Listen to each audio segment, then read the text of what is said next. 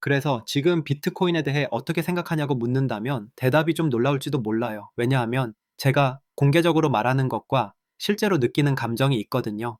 보통 이 둘은 꽤 비슷하지만 제가 예전처럼 친구들과 사적으로 대화하는 것처럼 영향력이 없는 위치에 있지 않다는 걸 이해해요. 분명히 제 말을 주시하는 사람들이 훨씬 많아졌기 때문에 특정 관점을 보여줘야 하죠. 하지만 솔직히 말해서 저는 비트코인이 결국 괜찮아질 거라고 생각해요. 이전에도 이런 상황을 겪었거든요. 모든 이성적인 생각이 이건 큰 문제에 빠졌고 거의 빠져나올 방법이 없다고 말할 때였죠. 그런데 우리는 결국 그걸 이겨냈고 승리했어요. 그리고 이번에도 어떻게든 그렇게 될 거라고 믿어요. 하지만 제가 절대 이렇게 말하지 않는 이유는 우리가 절대 안주해서는 안 되기 때문이에요. 결국 비트코인을 괜찮게 만드는 건 우리 자신이기 때문이죠. 그래서 모든 게 괜찮을 거야 라는 태도는 사람들을 동원해서 필요한 행동을 하게 만드는 목표에 반하는 거예요. 비트코인이 괜찮아지려면 사람들이 일어나서 비트코인 코어에서 벗어나야 해요.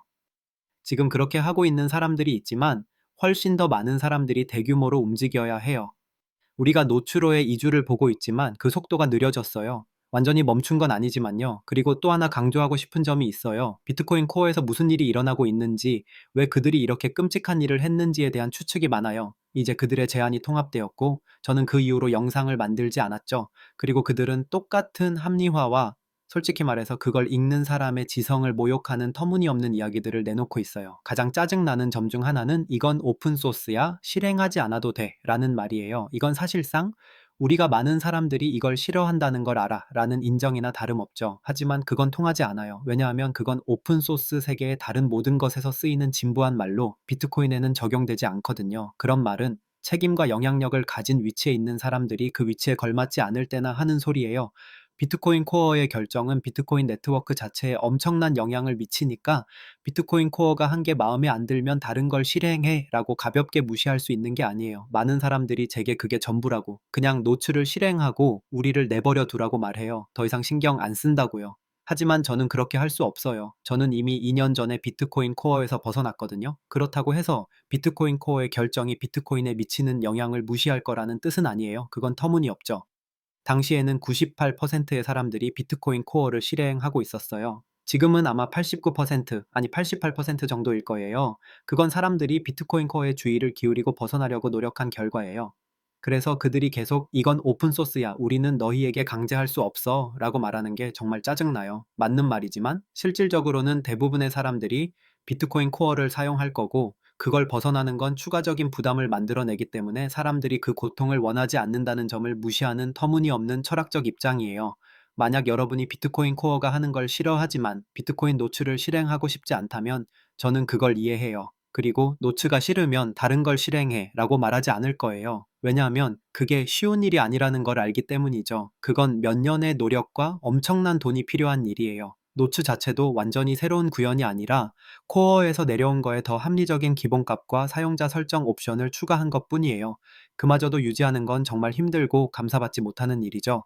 그래서 마음에 안 들면 떠나 라는 말은 우리를 내버려둬 라는 말과 함께 비트코인 코어가 악의적인 행위자들에 의해 비트코인 내부의 부정적인 결과를 초래하도록 이용될 수 없다는 주장과 함께 나와요. 왜냐하면 그건 오픈소스니까요. 이런 주장들을 봤는데 정말 순진한 생각이에요. 오픈소스 프로젝트도 침투를 통해 끔찍한 일들을 할 수 있거든요. 이게 제 가장 짧은 영상일지도 모르겠네요. 하지만 마지막으로 짚고 싶은 실수는 제 편에 있는 사람들이 저지르는 동기에 대한 오해예요. 비트코인 코어 내부에 침투가 일어나고 있나요? 저는 그렇지 않다고 생각해요. 의심스러운 자금이나 정부 혹은 코어 개발자들이 비트코인에 해로운 걸 알면서도 의도적으로 방해하는 행위를 한다는 이야기는 매력적이고 유혹적이지만 저는 그런 이야기가 사람들을 빠르게 분노하게 만들기 위한 것일 뿐이라고 생각해요.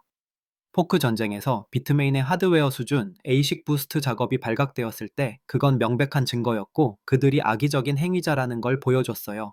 하지만 이번 전쟁에서 비슷한 명백한 증거를 찾고 싶지 않아요. 의심스러운 것들을 봤어요. 비트VM 사용자들과 비트코인 코어 개발자들 사이에 분명히 더 많은 커뮤니케이션이 일어나고 있죠.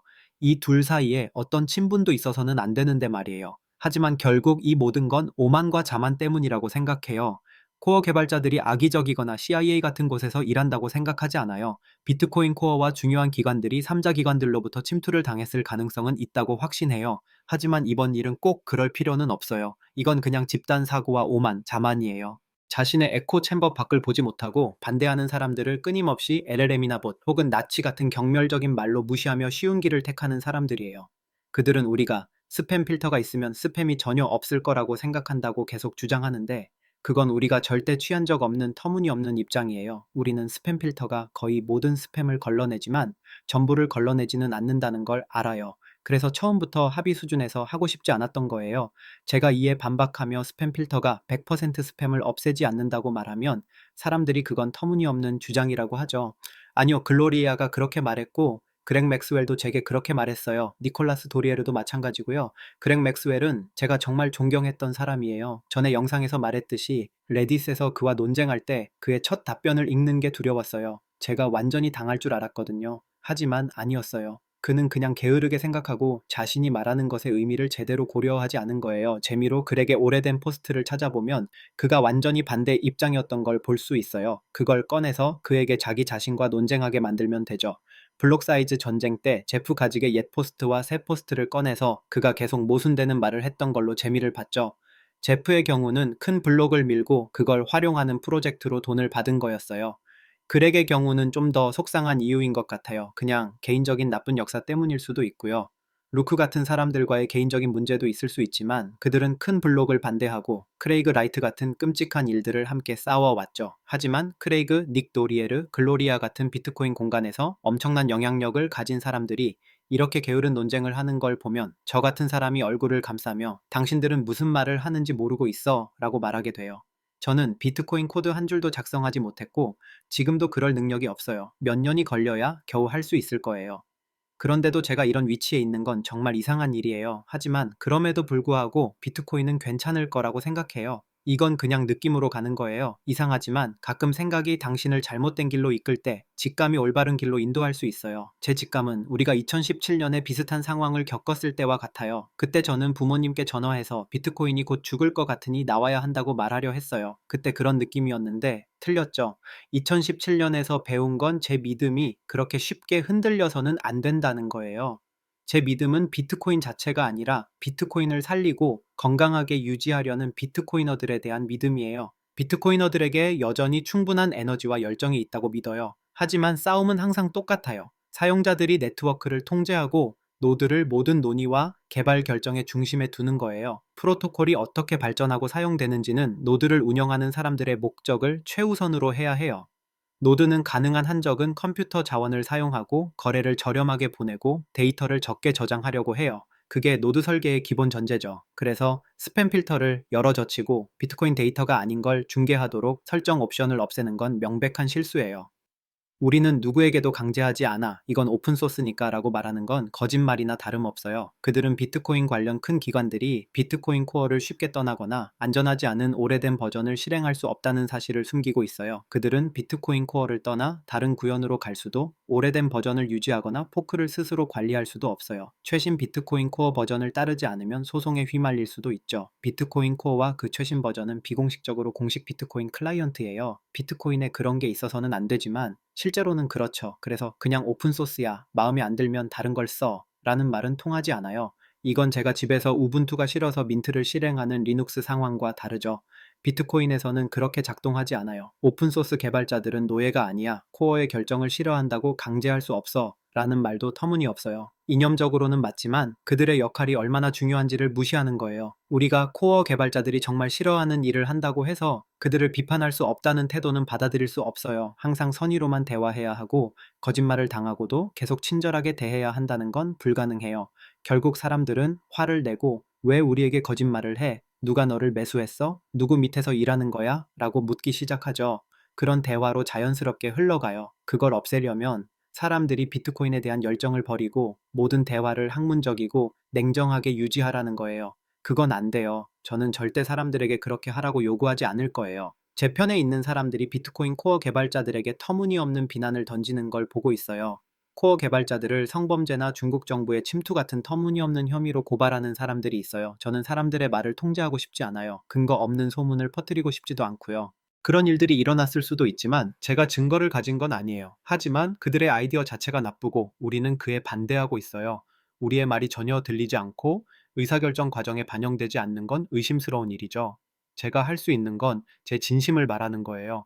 이게 정부 침투나 누군가가 비트코인을 망치려는 악의적인 의도 때문이라고 생각하지 않아요. 누구도 악의적으로 일어나지 않는다고 믿어요. 모두가 자신이 옳은 일을 한다고 생각하죠. 이건 그냥 개발자들의 정직함과 성격의 강인함이 부족한 거예요. 그들이 말하는 걸 보고 상대방의 입장을 진심으로 이해하려는지 스스로에게 물어보지 않는 거죠. 왜 제안이 통합된 날에 글로리아가 스팸 필터가 효과 없어 블록의 80바이트보다 큰 OP 리턴이 많으니까 라고 말하는지 믿을 수 없어요. 우리는 필터가 100% 효과적이지 않다는 걸 알아요. 그래서 절대 검열에 사용할 수 없죠. 하지만 그런 미묘한 차이를 이해하지 못하는 거예요. 제가 그린 단순한 차트를 보면 OP 리턴이 80바이트에서 급격히 줄어들어서 거의 없어요. 80바이트보다 큰 OP 리턴은 100%중 1% 미만이에요. 왜일까요? 네트워크의 대다수가 80바이트보다 큰 OP 리턴을 걸러내기 때문이에요. 그래서 제가 그런 걸 만들면 채굴자 블록에 들어갈 가능성이 낮아지고 저도 그런 걸 만들 가능성이 낮아지죠. 그건 네트워크가 스스로를 지키고 타협하지 않는 걸 보여줘요. 공격받을 거야 라는 합리화는 겁쟁이의 변명일 뿐이에요. 하지만 스스로를 지키면 공격하려던 사람들이 더 이상 공격하지 말자라고 생각할 수도 있죠. 그 가능성은 겁쟁이의 마음에는 존재하지 않아요. 비트코인은 반복해서 우리는 이런 활동을 원하지 않아. 다른 데서 해 라고 말해왔어요. 그리고 그걸 더 비싸게 만들기 위해 스스로를 수정했죠. 그러면 스패머들은 투자자들에게 돌아가서 프로토콜을 수정해야 해, 지갑과 탐색기를 업그레이드 해야 해 라고 말해요. 투자자들은 결국 왜 비트코인에서 이걸 해? 다른 체인에서는 이런 일을 하지 않아. 그냥 거기로 가자 라고 물을 거예요. 이런 인센티브는 스팸에 대한 대화에서 전혀 언급되지 않았어요. 스팸은 계속 자연의 힘처럼 취급돼요. 비가 오는 날에는 우산을 쓰거나 말거나 하는 것처럼요. 하지만 스팸은 공격이고 악의적인 의도가 명시된 거예요. 우리가 그들에게 비를 내려도 우리는 지붕과 우산 덮인 통로를 만들고 창문과 문을 밀봉할 거야 라고 말하면 그들은 다른 데로 가서 비를 내릴 거예요. 스패머들은 비트코이너들을 괴롭히기 위해 계속 자원을 쏟아붓지 않을 거예요. 템루트의 버그로 블록체인을 쓰레기로 채우고 네트워크의 모든 노드가 그걸 중계하도록 허락한다면 그들은 계속 공격할 거예요. 하지만 우리가 조금이라도 저항하면 사람들은 그걸 그냥 덕목 신호라고 불러요. 포크를 하라고요. 그렇지 않으면 빈 덕목 신호일 뿐이라고요. 하지만 그건 아니에요. 네트워크 전체가 인스크립션은 기본적으로 문제야 걸러내야 해 라고 말하면 그 신호만으로도 다음 스팸 반복이 비트코인을 전혀 사용하지 않도록 만들어요. 이 모든 논쟁은 거의 진정성이 없어요. 그렉이 가장 실망스러웠어요. 그렉과 닉 도리에르는 제가 영원히 존경했던 사람들이에요. 닉의 전설적인 트윗, 비테이에게 이건 거짓이야. 너를 구식으로 만들겠어. 라고 한 거요. 그를 정말 좋아하고 BTC 페이서버를 사랑해요. 하지만 그의 트위터를 보면 똑같은 게으른 논쟁뿐이에요. 지난 전쟁에서 우리는 같은 편이었는데 지금은 왜 지난 전쟁의 원칙을 이해하지 못하는지 모르겠어요. 비트코인을 화폐 사용에 최적화하려는 거예요. 그건 mem풀의 기본 중개 정책 수준에서 하는 게 가장 파괴적이지 않고 매우 효과적이에요. 해를 끼칠 가능성이 적고 비트코인을 일관되게 만드는데 큰 잠재력이 있죠. 사람들이 우리를 포크하라고 부추기는데 저는 그걸 농담으로 받아쳤어요. 제가 코어에 반대한다고 로저베어 같다고 하는 사람들이 있어요. 제 반대의 본질을 전혀 이야기하지 않죠. 제가 로저와 반대하는 이유와 코어에 반대하는 이유는 같아요. 로저는 노드의 희생을 감수하면서 비트코인에서 뭔가를 하려고 했어요. 코어는 노드가 화폐 거래를 위해 부담해야 하는 새로운 사용 사례를 열고 블록 공간을 두고 경쟁하게 만들죠. 어느 경우든 저는 노드가 원하지 않는 일을 강요당하는 걸 반대해요. 제가 로저 베어 같고 분노해서 포크할 거라는 생각은 터무니없어요. 저는 맨풀 수준에서 이걸 해결하려고 하는 거예요. 포크는 이 일에 맞는 도구가 아니라고 생각하니까요. 데이비드 베일리와 몇몇이 너는 다음 로저야? 라고 했어요. 제 영상마다 여러 사람이 이 녀석은 다음 로저야? 라고 하죠. 공간에서 잘 알려진 사람들이 제 반대의 본질을 완전히 무시하면서요. 블록 사이즈 전쟁 때도 코어가 UASF를 지지하지 않을 때 코어에 반대했어요. 루크는 분명히 지지했지만 루크도 비트코인 코어이고 우리 편이죠. 코어가 단일체가 아니라는 걸 고려하면 복잡해요. 우리가 포크해야 한다는 짜증나는 논쟁이 계속 나와요. 그건 이 일에 완전히 잘못된 도구예요. 스팸을 중계하지 않으면 블록 전파와 수수료 추정에 문제가 생긴다는 논쟁도 지겹게 다뤘어요. 그건 기술적으로 틀린 건 아니지만 무시해도 되는 문제예요. 마라 같은 큰 풀도 네트워크가 중계하지 않는 쓰레기로 가득 찬 블록을 브로드캐스트 할 때마다 다른 풀이 동시에 블록을 채굴해서 더 빨리 전파되면 마라는 30만 달러 상당의 비트코인을 잃을 위험을 감수하면서 쓰레기 저장으로 2,000달러 정도의 추가 수수료를 챙기려 해요. 저는 노드가 스팸을 걸러내는 걸 걱정하지 않아요. 채굴자가 스팸을 걸러내니까 내가 세계 최대 채굴자가 될 거야 라고 하면서 블록의 네트워크가 모르는 걸 채워서 전파를 느리게 하고 블록 보상을 잃을 위험을 감수할 리 없죠. 그레기 스팸 필터링이 채굴을 중앙화한다고 주장하는 건 터무니없어요. 2016년 컴팩트 블록 풀 리퀘스트를 보면 새 스팸 필터를 존중하지 않으면 블록이 고화가 될 위험이 커지니까 필터를 업그레이드해 라고 나와요. 큰 채굴자가 네트워크의 10%를 가지고 스팸을 블록에 넣어서 네트워크가 블록 검증을 늦추게 한다면 그들은 똑같은 메커니즘으로 네트워크를 지연시킬 수 있어요. 채굴자가 멍청해서 그런 공격을 하지 않는다고 의존하는 건 터무니없어요. 마라 같은 풀에 이 쓰레기를 체인에 넣지 마. 우리 화났어. 너희 주가 떨어질 거야. 라고 말하는 게 행복해요. 오펙 준수 때도 주가의 타격을 입고 나서야 머리가 굴러갔죠. 채굴이 분산되면 스팸이 블록에 있더라도 누구에게 소리칠 대상이 없어요. 네트워크 전체가 스팸을 중계해야 10분 안에 블록에 들어갈 기회가 생기죠. 시트리아는 마라가 블록을 찾을 때까지 몇 시간이고 기다릴 수 없어요. 채굴이 분산되면 노드가 중계하는 것만 중요해요. 맨풀 필터를 벗어나려는 사람은 다음 1시간 안에 블록체인에 넣을 수 있는 큰 단체를 찾을 수 없어요. 스팸을 필터링하면 블록에 들어가지 않아요. 채굴자가 네트워크가 모르는 쓰레기를 블록에 넣으면 모든 노드가 이 블록을 재구성할 수 없어. 거래를 요청해야 해 라고 하면서 전파가 1초나 2초 느려지죠. 채굴자가 3.125 비트코인을 그런 위험에 빠뜨릴 이유가 있나요? 여기서 끝낼게요. 제 딸이 방에 들어왔어요. 시청해줘서 고마워요. 안녕하세요.